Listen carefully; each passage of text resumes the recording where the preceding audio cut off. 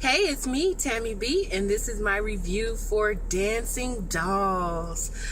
Alright, you guys, I'm feeling so out of the sorts today. I don't know if it's because it's Monday or what, but I just been feeling kind of blah all day, you guys. So, I don't know. I was excited about coming doing the video, though, so that's a good sign. So, we'll just see. Hopefully my day gets better. And then my favorite skirt got stuck on my desk chair, so now it's a hole at the bottom of the back of my skirt, and I'm just like, so a little out of the sorts. But my favorite team performed on Friday, so let's go ahead and get right to the battle. So this is Dancing Dolls Season 2, Episode 23, and it is titled Tick Tick Boom. I think it was titled that because the main rivalry this week is a group called Explosives, and their favorite little thing is to do booms. So here we go. So they're at the Buck Wars dance competition in New Orleans at Xavier University, so that's exciting. It seems like the past couple weeks they've stayed in Mississippi, so this will be pretty interesting. One of the main topics this week is Selena brings it to Tina that she wants to have a graduation party for Kayla and Sanjay. So this is going to be interesting. So they are finally graduating. Of course, you know, when this happens, we know in real life they've graduated already. So that's pretty much it. Selena, go ahead and invite them to a graduation party, and then we'll see what's next to come. So then we move into the dance room, and then we hear that this week Diana is going to pick the captains by putting all the names in the hat. So she pretty much just put it out there. Hey, there's 3 possibilities: Michaela, Cameron, and Christiana. So basically the 3. And I don't know why I thought it was just going to be more in the running. Like when she first in the beginning of the season said tryouts the next 3, I honestly thought it was going to be more than just them 3, but whatever. So names out of the hat, and then next week is the final, battle that they've been waiting for, and that's when Miss Diana is going to pick. So the creative dance this week is an African dance, and they were practicing for that. It doesn't look like they were really getting it, but, they just hope, for the best. So speaking of that, I don't know, I kind of zoned out in the beginning, so maybe I'm tripping, but I kind of thought I found a little editing quirk because like I said, the story or the scene with the parents in the parent room started out first, right? And they mentioned that African dance was first, because I remember Mimi even getting up doing some weird looking African dance, kind of mimicking them but looking a little weird.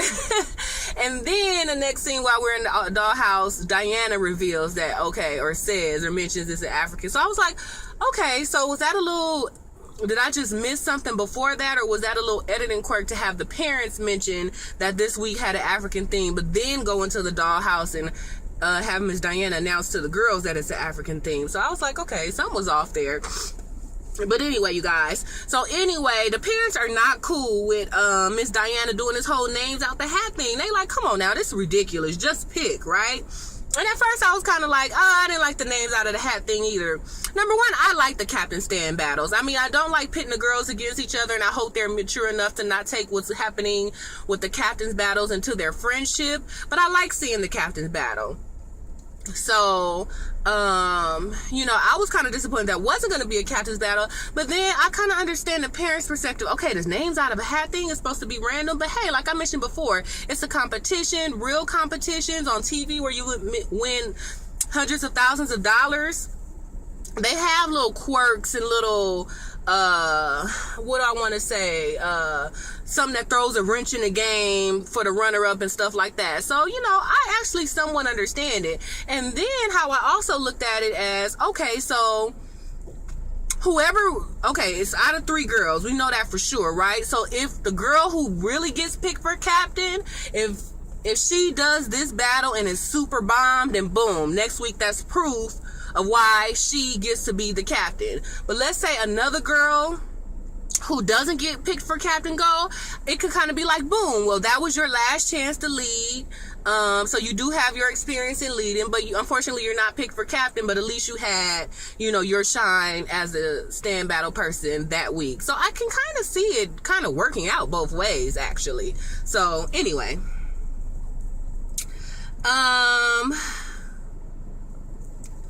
so basically it's a whole cap and gown thing. I guess they could wear red, white, and blue, because I thought it was weird they went to, well, I think they go to the same school. But when I saw Sanjay in a red cap and then Kayla in a blue cap and gown, I was like, oh, they get to wear different colors. I've never seen that, but I mentioned that and somebody was like, oh yeah, people be doing that. Or this girl was like, oh, my school had 2 colors. So I guess that's the thing now.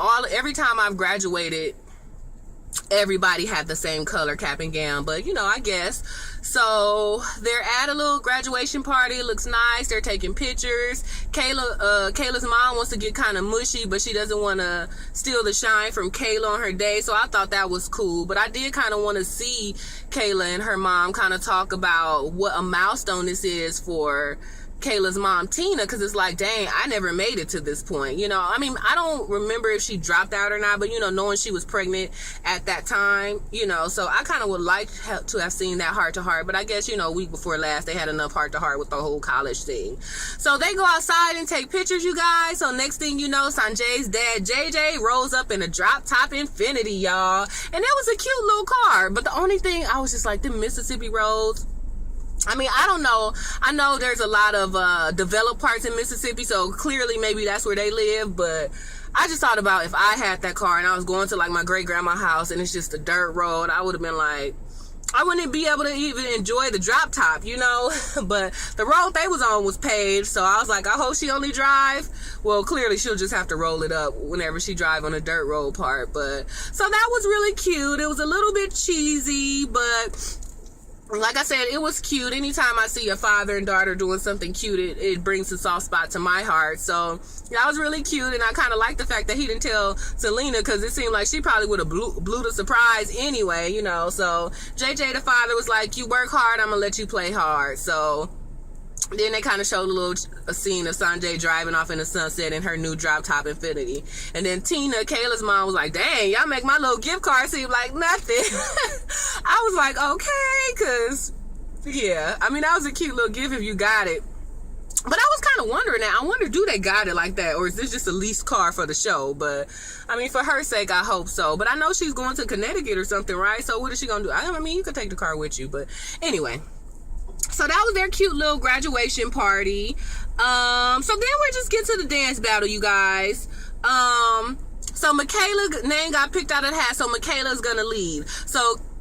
So Kayla took Michaela to the side to try to give her a pep talk about leading this week. And to me, it was so funny because I think Kayla was being sincere. Like, I think you got it, but there's a few things. And, the girl from the other team, they go hard. So, I kind of want you to go hard. To me, that's what it seemed like Kayla was trying to say in the nicest way possible. But, y'all, to me, Michaela gave Kayla so much shade. She was like, well, like you said, I'm a good dancer and I got style, so I'm not worried about it. Like, to me, it seemed like Michaela was not here for any of Kayla's advice.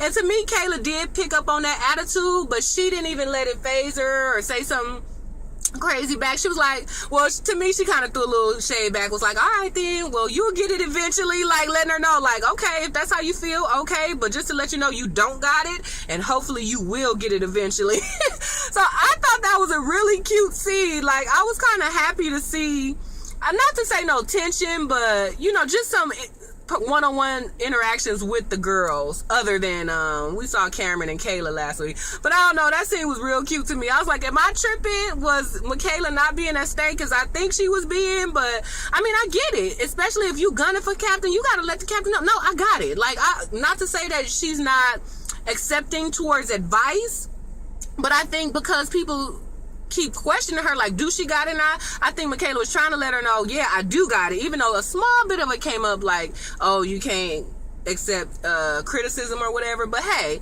she's been under Kayla all this time, so I'm pretty sure Kayla has given her instruction before. But I was just rolling how Michaela was just like, no, I got it. Like you said, I can dance and I got personality. I'm not worried about her. So anyway, so that was pretty much it, you guys.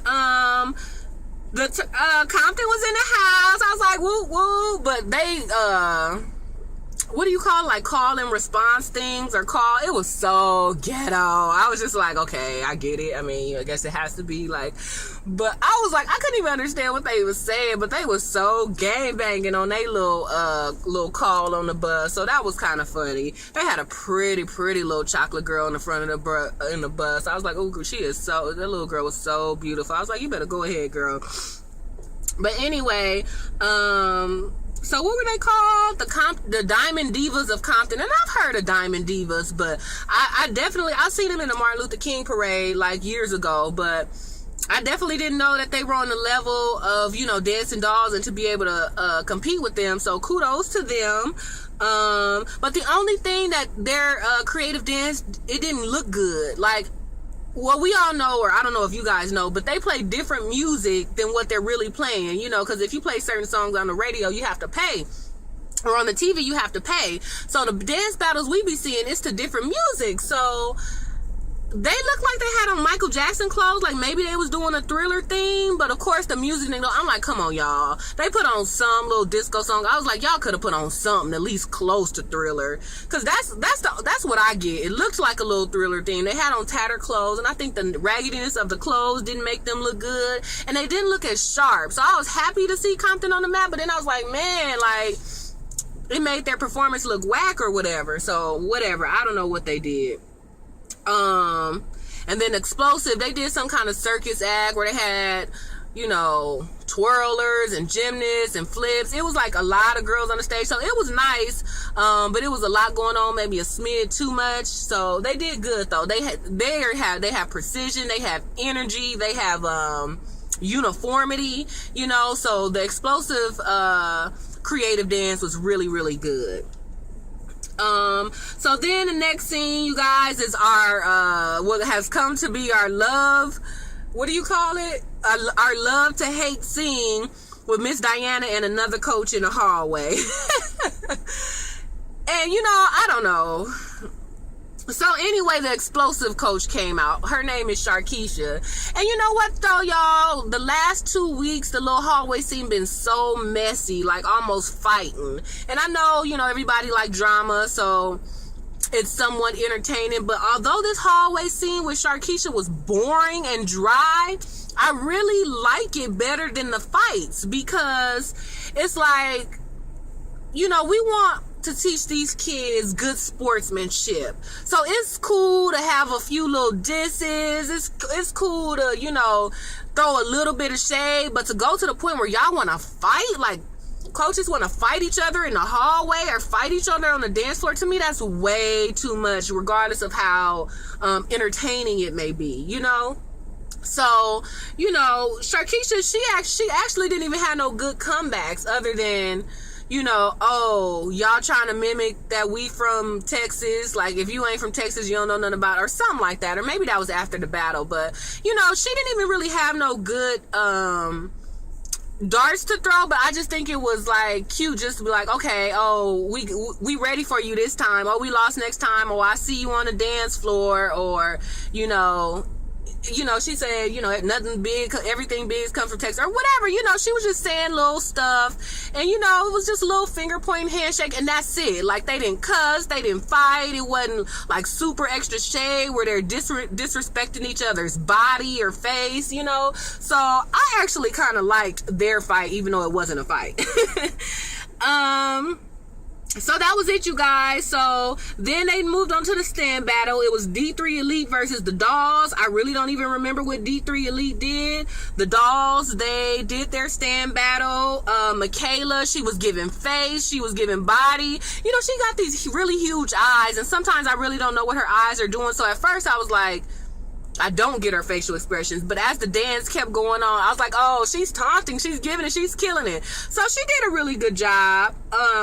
There was this one part where she, how the captain like does the stance and then the team follows, so she was doing it extra long, and Miss Diana couldn't tell, okay, did she forget the stance or is she just trying to do extra serve it up? And that's what I thought. I was like, oh, she trying to serve it all up because this her last chance of leading unless she becomes the captain, so maybe she trying to do some extra to prove like boom, I lead the team, bomb, right? But if your own coach don't know if you're either messing up or like trying to be bombed, then to me you're not you're not doing it bomb enough to, you know. So that was that. So Dancing Dolls won a stand between D3. So then they got to battle Explosive. So I guess that means Explosive and the Compton Girls must have battled, and Explosive beat the Compton Girls. I kind of would have wanted to see that a little bit, but you know, I know for time's sake we had to move on. So Explosive versus the Dolls. Last time Explosive battled the Dolls, you know, they were pumping out how they from Texas and everything is big in Texas. So this time the Dolls came out on fake ponies, you guys, blue and white ponies, which is, you know, from my understanding, the Dallas Cowboys colors. And you know what? They had a flag, and I was trying to look close. Well, I was like, was that a Confederate flag, or was that the state of Texas state flag? When they flashed back a scene of Explosive dance, I was like, oh girl, I hope them little girls wasn't walking around waving on Confederate flag. But so that was that, you guys. And they did their little horse scene. It was kind of cool to me when they rolled up to the front of the line with the horses. To me, that was the best part. The whole part where they was fighting with the horses, I didn't really too much catch that, because I felt like the dolls were dressed like the dolls, and it was like one doll fighting another doll. Maybe if they would have been dressed like them or something, I don't know. But to me, that fighting scene with the horse didn't go over well. But hey.